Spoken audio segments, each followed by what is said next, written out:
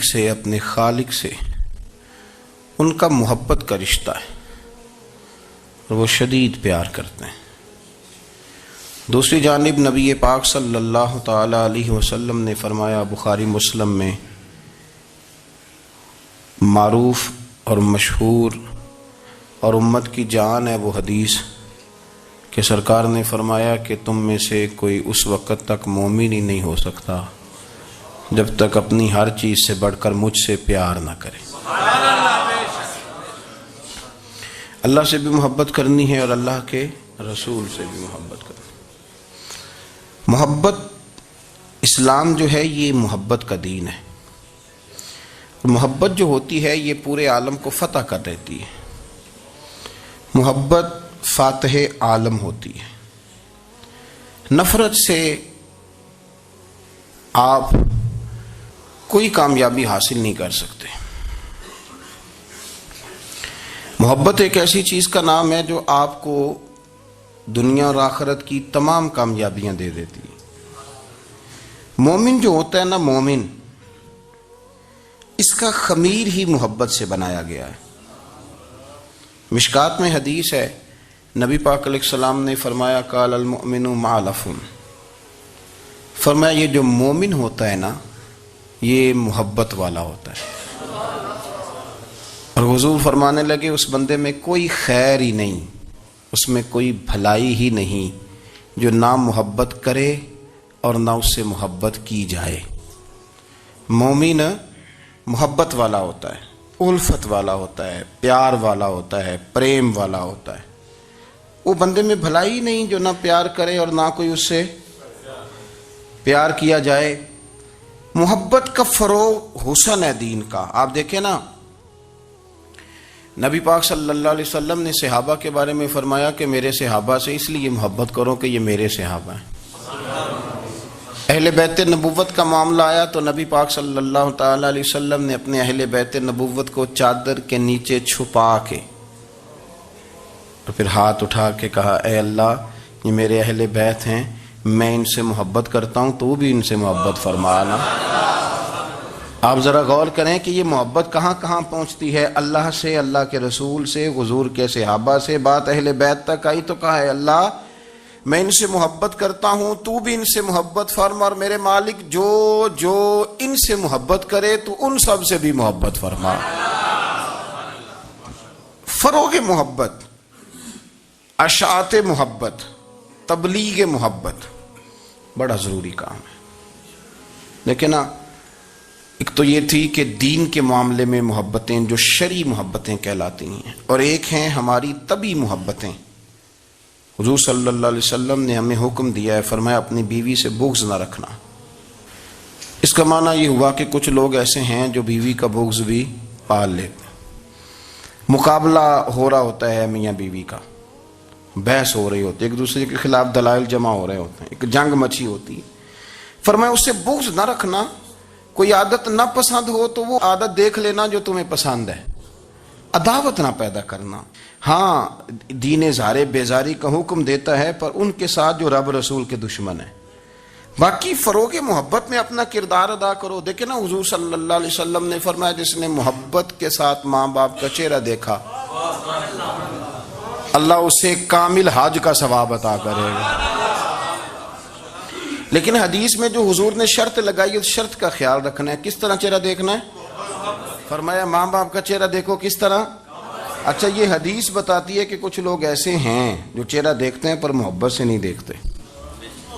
ابا جی کی کچھ باتیں کڑوی بھی لگتی ہیں نا، تو کئی دفعہ کچھ بچے چہرہ دیکھتے ہیں پر محبت سے نہیں دیکھتے، تو حضور نے فرمایا تو محبت سے چہرہ دیکھ، تیرے رسول کا وعدہ ہے رب مقبول حج کا ثواب دے گا۔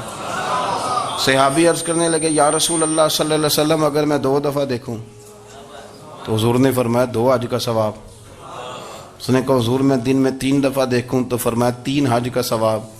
اس نے چوتھی بار کی بات کی تو حضرت ابو ہریرہ فرماتے ہیں حضور نے فرمایا تو جو پوچھتا رہے گا اور میں بتاتا رہوں گا تو بات ختم نہ کریں۔ حضور حکم کریں، فرمایا تو 100 دفعہ دیکھ، اللہ 100 حج کا ثواب عطا کرے۔ بات کو ختم کرتے ہیں۔ تو جتنی دفعہ دیکھ اللہ تجھے اتنے حج کا، شرط یہ ہے کہ ذرا پیار سے دیکھ۔ ذرا محبت سے دیکھ. نفسیات کا ڈاکٹر بوڑھوں کو نیند کی دوائی کیوں دیتا ہے؟ وہ اس لیے دیتا ہے کہ ان کے بچے انہیں وقت نہیں دیتے. بچے کو بہلایا جا سکتا ہے، بوڑھے کو بہلایا نہیں جا سکتا. اس لیے کہ جو بوڑھا ہوتا ہے نا، اس کے پیچھے پوری ایک داستان زندگی ہوتی ہے، تاریخ ہوتی ہے. وہ کبھی کسی چیز کا مالک رہا ہے، سربراہ رہا ہے. اولڈ ہاؤس پاکستان میں تیزی سے اس لیے بن رہے ہیں کہ بچوں کی جو خاص الفت تھی نا ماں باپ سے، وہ رہی نہیں. ورنہ اگر ایک والد 6 بچوں کا خیال رکھ سکتا تھا تو 6 بچے مل کے ایک باپ کو بھی تو سنبھال سکتے تھے نا، ماں کا بھی خیال کر سکتے تھے نا. محبت کا فروغ جب ہو، آپ ماں باپ کو ٹائم دیں، ان کے پاس بیٹھیں، ان کے ساتھ تھوڑا وقت بتائیں، سارے معاملات ٹھیک ہو جائیں گے. ہمارے معاشرے میں نا تیزی سے نفرت کا فروغ ہوا ہے، نفرت کا فروغ. پتہ ہے اسلام نے غیبت سے کیوں منع کیا ہے؟ غیبت کا معنی یہ نہیں ہے کہ کسی بندے میں کوئی عیب نہیں پایا جاتا تھا تو آپ نے وہ بیان کر دیا. یہ غیبت نہیں، یہ تو بہتان ہے. کسی میں کوئی عیب نہ پایا جائے تو وہ بیان کرنا وہ غیبت نہیں، وہ تو بہتان ہے. غیبت کی تفصیل یہ ہے، تشریح یہ ہے، غیبت کی تعریف یہ ہے کہ کسی میں کوئی عیب پایا جاتا تھا، آپ نے وہ اس کی غیر موجودگی میں ڈسکس کیا تو اس کا نام غیبت ہے. وہ عیب تھا، آپ سچ ہی بول رہے تھے، آپ ٹھیک کہہ رہے تھے، عیب واقعی تھا، پر اسلام اس کو پسند نہیں کرتا. اسلام کہتا ہے کہ اگر تو سمجھتا تھا یہ عیب ہے تو جا کے اس کی تبلیغ کر، اس کو بتا، اس کو کہہ میاں یہ غلطی چھوڑ دے، تو نے ڈسکس کیوں کیا؟ آپ کسی شخص کے پاس بیٹھیں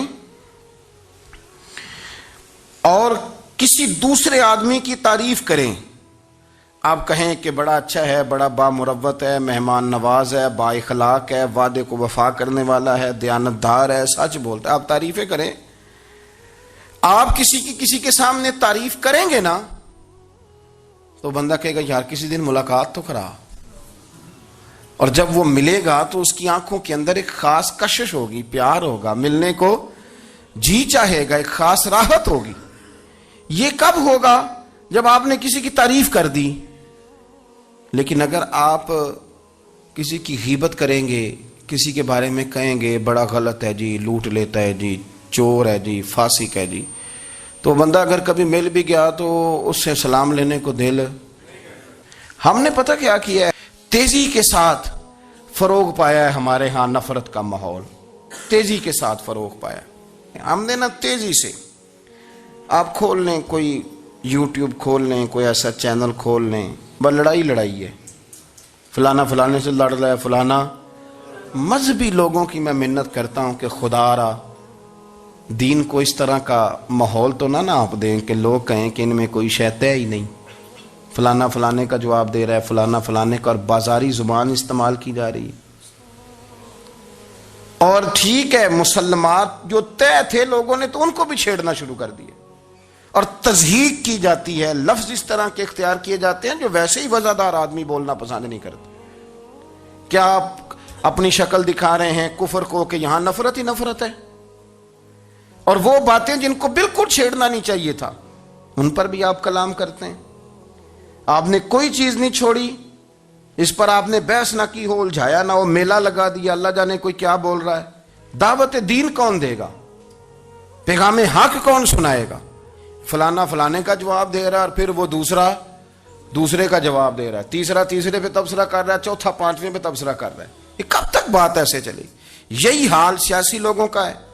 میرے ملک کا جو نوجوان اب بڑا ہو رہا ہے نا، میں بڑی ذمہ داری سے بتا رہا ہوں، وہ جیسے ہی بڑا ہوتا ہے تو وہ سمجھتا ہے میں ڈاکوؤں کے ملک میں پیدا ہوا ہوں، وہ سمجھتا ہے یہ شاید چوروں کی دھرتی ہے، وہ سمجھتا ہے شاید یہاں سب دھوکے باز ہیں. ہم اس طرح سے نچوڑ کے لوگوں کے دلوں میں نفرت بھری ہے، نچوڑ کے، کہ لوگ سمجھنے لگے ہیں اس ملک میں تو کوئی بندہ دیانتدار ہے ہی نہیں، کوئی بندہ اچھا ہے ہی نہیں، کوئی بندہ نیک ہے ہی نہیں. مذاق اڑاتے. ایک صاحب میرے پاس آئے ہوئے تھے، کہنے لگے پیر صاحب 11 سال ہو گئے پولیس کی نوکری کرتا ہوں، 1 روپیہ رشوت نہیں لی. وہ چلا گیا، میں نے اسے تھپکی دی تو وہ نکلا ہے، تو ایک بندہ کہنے لگا سب انہیں جو ہوتے نہیں نہ سکتا. میں نے کہا یار تو منشی ہے اللہ کی رحمت کا، یہ میرے رسول اللہ کا دین ہے اور قیامت تک لوگ اس پر عمل کریں گے. اس نے 11 سال کا ہے، وہ 40 سال بھی کہتا تو میں ماننے کو تیار ہوں. کیوں کچی باتیں کرتے ہیں؟ آپ نے تو تباہی کر دی، کوئی بندہ ٹھیک نہیں بچا، ایسے میلہ لگا ہوا ہے، اس دھرتی کو آپ برا کہتے ہیں؟ اس کو چوروں کی اور ڈکیت کی اور فراڈ لوگوں کی آپ دھرتی کہتے ہیں؟ یہ وہ دھرتی ہے جس نے داتا گنج بخش علی حجویری جیسے لوگ رکھے ہوئے ہیں، یہ وہ دھرتی ہے جہاں بابا فرید جیسے لوگ بستے ہیں۔ کیا بات کرتے ہیں صاحب؟ یہ اتنے بزرگ ترین لوگ یہاں بستے ہیں اور آپ کیا بات کرتے ہیں؟ اور دیکھیں، میں بالکل ہی غیر سیاسی اور غیر جانبدار رہتا ہوں ملکی معاملات میں، لیکن جس شخص نے پاکستان کو ایٹمی قوت بنانے کے لیے، اب تو بڑی عمارت ہو گئی ہے، غربت میں جس بندے نے کام شروع کیا تھا کہ ایٹمی طاقت بن جائے، اس نے کوئی کام کیا کہ نہیں کیا؟ آپ کو پاورفل بنایا کہ نہیں بنایا؟ کبھی تبصرہ ہوتا ہے اس پر بھی؟ ہمیں لاکھ اختلاف صحیح، ہم بھی بات کرتے ہیں مخالفت میں، لیکن تباہی نہیں اتار دی ہم نے، توہین کر کر کے، نفرت پھیلا پھیلا کے۔ اس سے پہلے جو حکومت گئی شاید اس کا سب سے بڑا مخالف میں ہوں، لیکن ایسا نہیں ہے کہ انہوں نے کوئی کام بھی ایسا نہیں جو اچھا نہ کیا ہو، ایسا نہیں ہے۔ میں ملک بھر میں سفر کرتا رہتا ہوں، میں دیکھتا ہوں بہت ساری جگہیں ایسی ہیں، بہت سارے دیہات ایسے ہیں جس میں بڑے بڑے شاندار روڈ بنائے گئے، کام کیا گیا۔ ان کی 99 خامیاں اپنی جگہ پر، خوبی کا بھی تو ذکر کریں۔ یہی حال اس گورنمنٹ کا ہو رہا ہے، لاٹھ لے کے لوگ ہیں، یہ بھی گندا وہ بھی گندا۔ یہ آپ کس طرح کی بات کر رہے ہیں؟ آپ نے تو ملک کو یہ نام دے دیا ہے کہ یہاں کوئی اچھا انسان بستا ہی نہیں، مولوی ہیں تو سارے برے ہیں، پیر ہیں تو سارے برے ہیں۔ کیا بات کرتے ہیں صاحب؟ یہ میرے رسول اللہ کی قوم ہے، یہ نبی پاک کی امت ہے، اور حضور نے فرمایا میری امت کبھی گمراہی پر جمع نہیں ہوگی۔ یہ نہیں ہو سکتا سارے لوگ ہی غلط ہو جائیں، لیکن ہم نے تباہی اتار دی۔ جس کے ہاتھ میں سپیکر آتا ہے وہ سب کی پگڑیاں اچھالنا ضروری سمجھتا ہے، جس کے ہاتھ میں قلم آتا ہے وہ کہتا چونکہ میں لکھ رہا ہوں تو میں اکیلا ٹھیک ہوں، باقی سارے غلط ہیں۔ محبت کو فروغ دیں، پیار کریں، اخوت کا رنگ دیکھیں۔ حاتم طائی کی بیٹی مجرم بن کے آئی تھی، مجرم بن کے، کلمہ نہیں پڑھتی تھی، اور اس کو سامنے کھڑے کر کے میرے نبی پاک نے فرمایا تیرا باپ کلمہ نہیں پڑھتا تھا پر اس میں عادتیں اچھی پائی جاتی تھیں، اس کی صفات ٹھیک تھیں۔ یعنی حضور تعریف کر رہے ہیں، نبی پاک تعریف، اور ہماری زبان گونگ ہو جاتی ہے تعریف کی دفعہ۔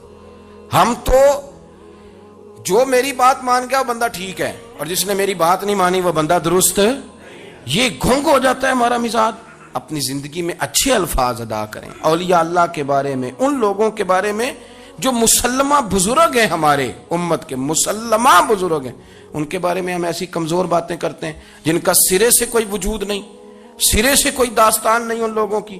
تو یاد رکھیں میرے عزیز، میرے رسول کریم صلی اللہ تعالی علیہ وآلہ وسلم نے جو ہمیں دین دیا وہ محبت والا دین ہے، وہ پیار والا دین ہے، وہ اخوت والا دین ہے۔ اس میں پیار کریں گے، پیار آگے لے کے جائیں گے، پیار کو فروغ دیں گے۔ سنیں حدیث میرے نبی پاک علیہ السلام نے فرمایا قیامت کے دن رب کریم فرمائے گا کہاں ہیں وہ لوگ؟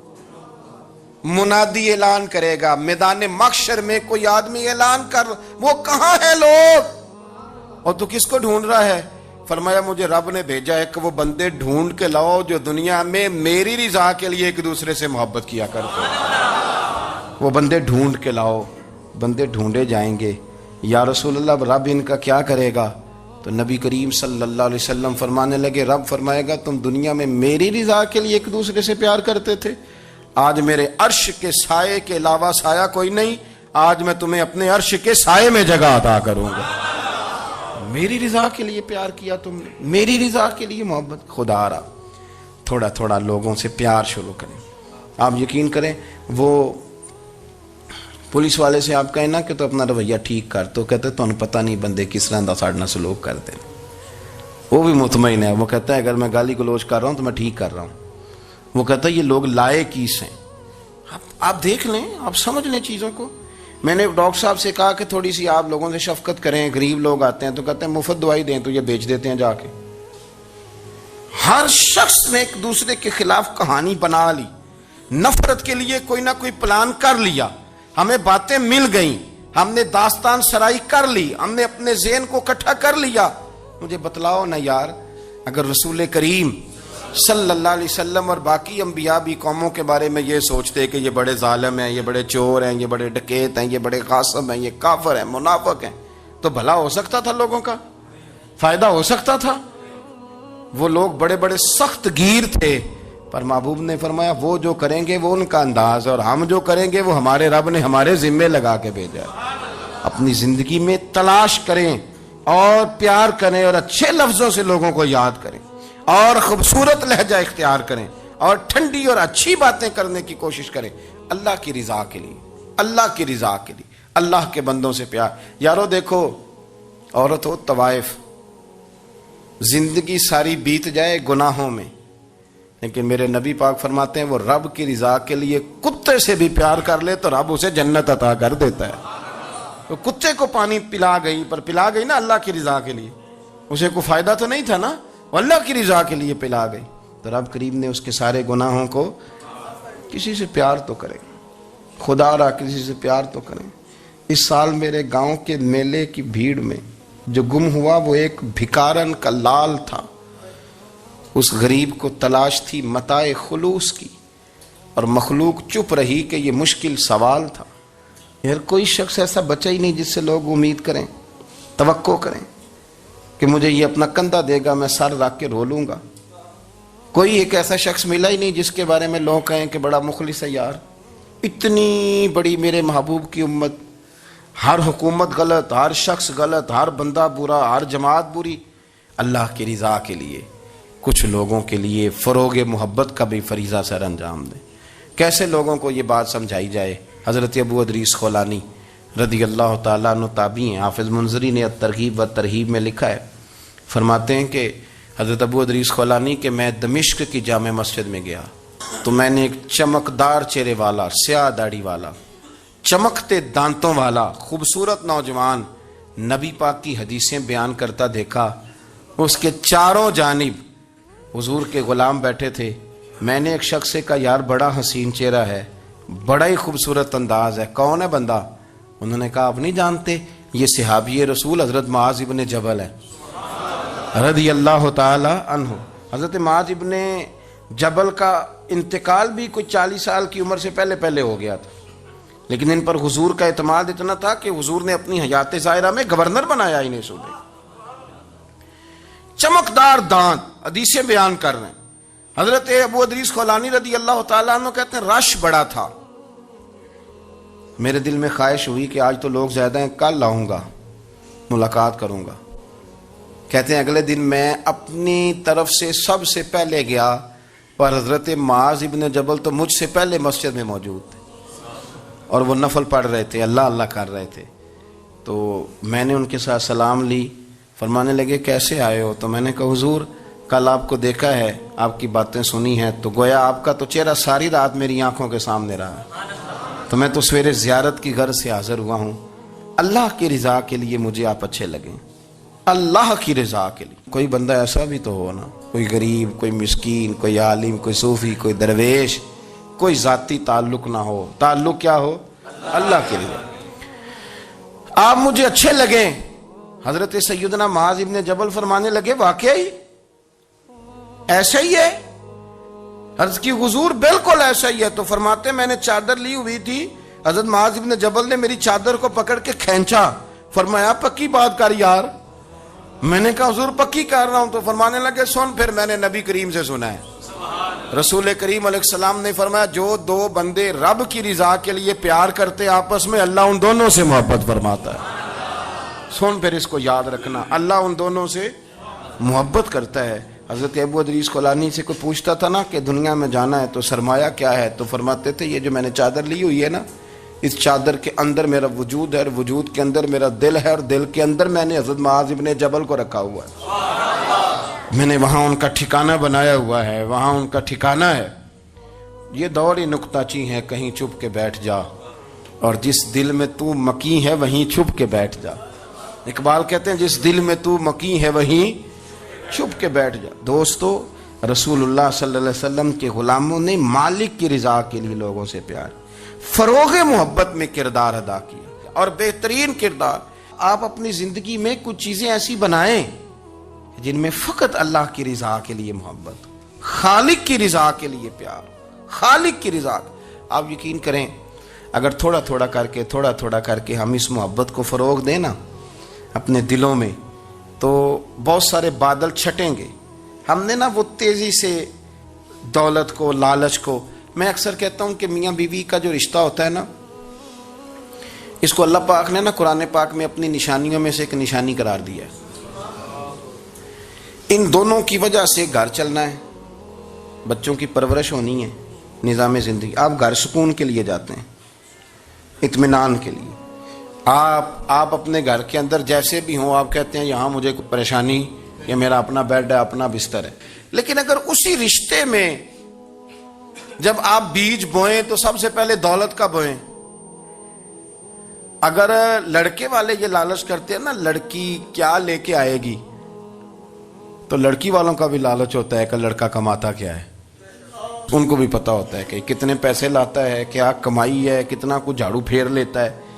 آپ نے جب بنیاد یہ رکھی، مجھے دیانتداری سے بتانا کہ پورا نیک ہو، پورا شریف ہو، پورا پرہیزگار ہو، لیکن دولت صحیح نہ کماتا ہو تو رشتہ آسانی سے ہو جاتا ہے۔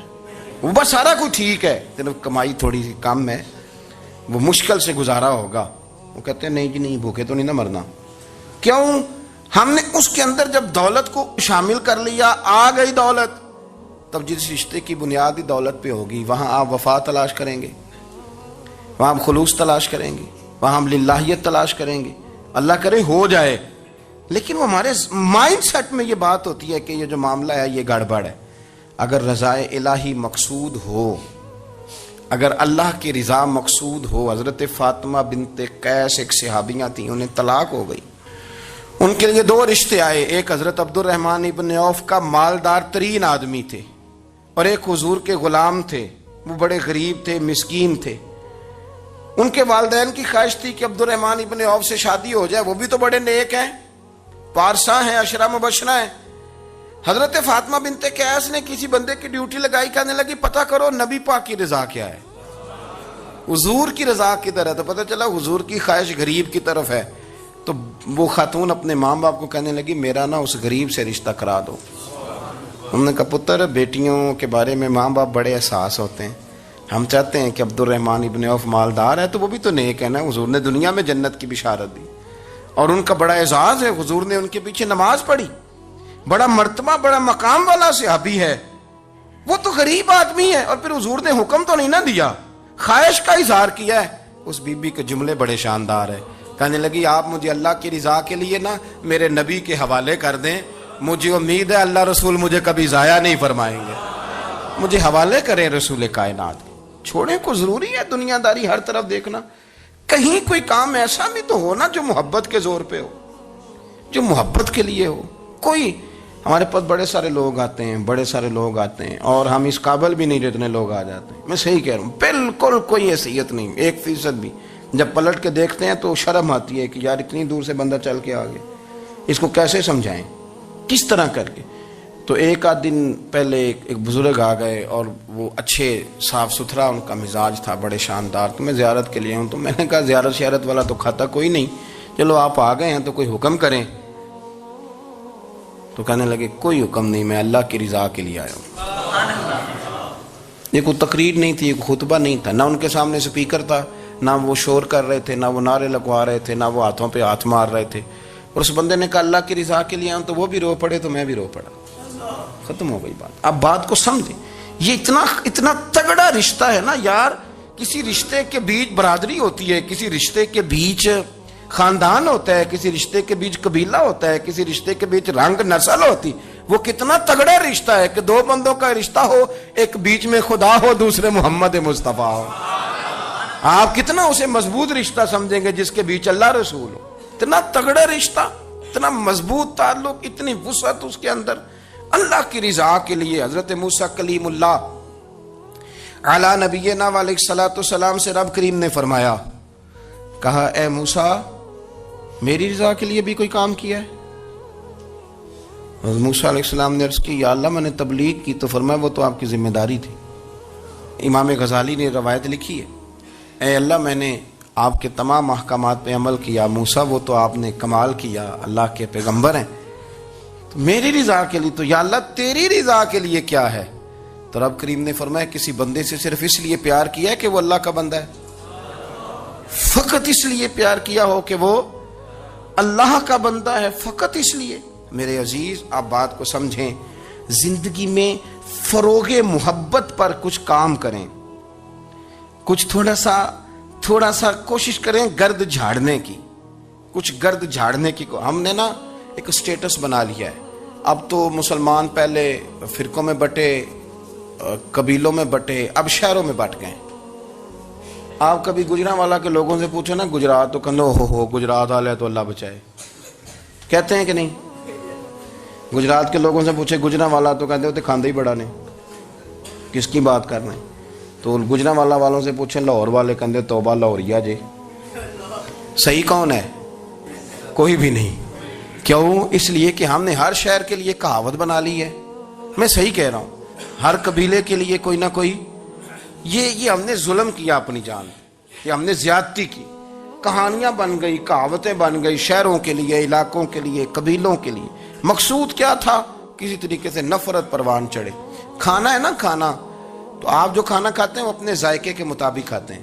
سندھ کے لوگ جو کھانا کھاتے ہیں وہ اپنے, آپ کا کوئی حق نہیں آپ ان کے کھانے پر تنقید کریں, اس لیے کہ ان کا ذائقہ وہ ہے, اور ان کا بھی کوئی حق نہیں وہ آپ کے کھانے پر تنقید کریں اس لیے کہ آپ کا ذائقہ. لیکن طنز کرتے ہیں. جو بات سمجھانا چاہتا ہوں وہ یہ ہے کہ ہم طنز کرتے ہیں, تنقید کرتے ہیں. تضحیک آمیز لہجہ ہمارا ہوتا ہے. اس لہجے کے اندر کمزوری ہوتی ہے, اس کے اندر اس طرح کی بناوٹ ہوتی ہے کہ محسوس ہوتا ہے کہ ہم سامنے والے کو بڑا نفرت کی نظر سے دیکھتے ہیں. یہ رویہ کبھی اختیار نہ کریں. اپنی زندگی میں کوشش کریں خلوص کے ساتھ, للہیت کے ساتھ. میرے نبی پاک علیہ وسلم نے صحابہ سے پوچھا تھا بتاؤ دین کی مضبوط گرہ کون سی ہے, مضبوط گرہ دین کی. تو ایک صحابی نے کہا یا رسول اللہ نماز.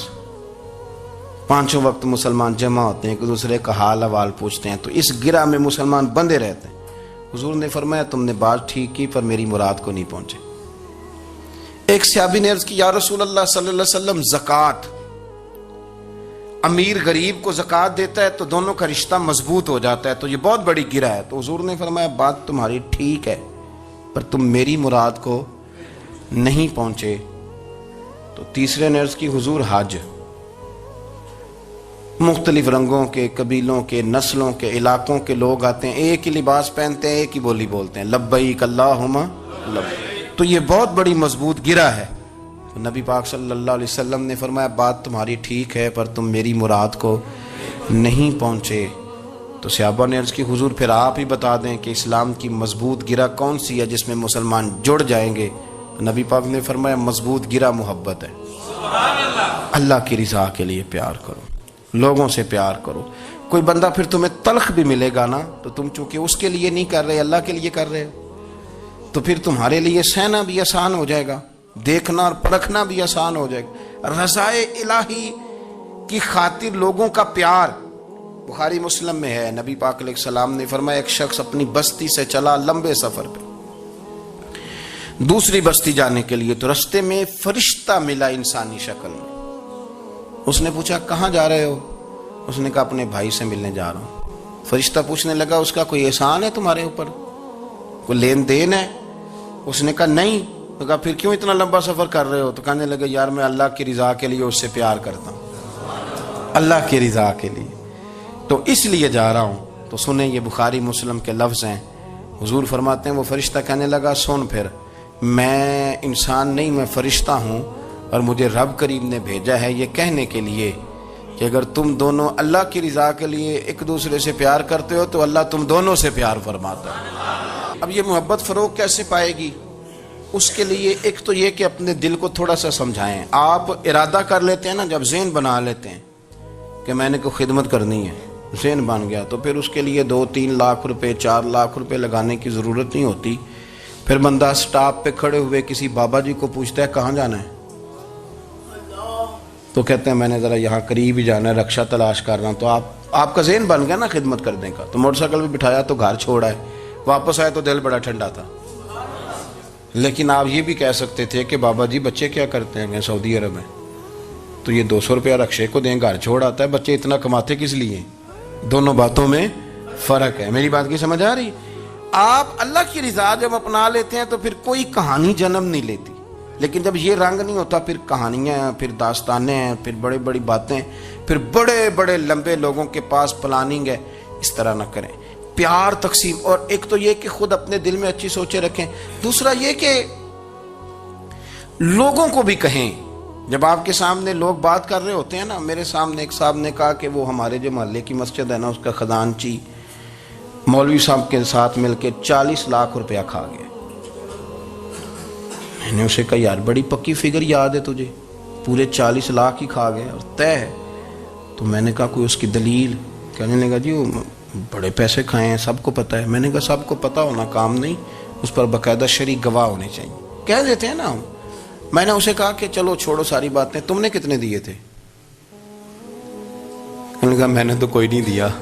تو میں نے کہا اگر تو نے کو دیا تو چل میرے ساتھ، میں تیرے تو واپس کراؤں، اور اگر تم نے نہیں دیا تو پھر اللہ سے ڈر. اس لیے کہ بہتان بڑا سخت جرم ہے، صبح قیامت اس کا بڑا سخت حساب دینا پڑے. اللہ سے ڈر. یہی حال ہماری اخباریں کرتے ہیں، جس کے اوپر مرضی جو مرضی ڈال دیا، کون سا کسی نے پوچھنا ہے؟ صحیح کہہ رہا ہوں میں؟ جو مرضی. اور اب سوشل میڈیا جب سے آیا ہے پھر تو کسی خبر کی کسی تصدیق کی کوئی ضرورت، اور نہ پوچھنے والا پوچھتا ہے کہ یہ خبر کہاں سے آئی. بہت سارے لوگوں کے مرنے کی خبریں چھپ جاتی ہیں اور وہ وضاحت کر رہے ہوتے ہیں نہیں جی میں بالکل موجود ہوں، میں بالکل زندہ ہوں، کوئی ایسا مسئلہ نہیں ہے. تو اچھا اس طرح جب کوئی بندہ کر رہا ہو تو پھر آپ کیا کریں؟ پھر اس کو سمجھائیں. میں نے بھی اس دوست سے گزارش کی، میں نے کہا آپ غلط ٹریک پہ چڑھے ہوئے ہیں، یہ طریقہ درست نہیں ہے. اگر آپ کے پاس پروف ثبوت ہے تو پھر بھی مجھے بتانے کی ضرورت نہیں تھی. آپ وہ پروف ثبوت لے جاتے اور خزانچی اور امام صاحب سے ملتے، کہتے جی 40 لاکھ روپیہ کدھر ہے؟ آپ کے پاس پیسے تھے، وہ مسجد کے ہیں، اس کو آپ لائیں، فلاں جگہ استعمال کیے ہیں کہ نہیں. ان کے پاس جاتے، دائیں بائیں کہانیاں چھیڑنا تو آپ اپنے لیے گناہ اکٹھا کر لیں. نبی پاک صلی اللہ علیہ وسلم کی حدیث سن لیں اور اس کو ہمیشہ یاد رکھنا ہے. آپ حضور نے فرمایا اگر تو نے کسی شخص کی ایسی جگہ توہین کی جہاں اس کی عزت بنی ہوئی تھی، تو نے کسی کو ایسی جگہ رسوا کر دیا جہاں اس کی عزت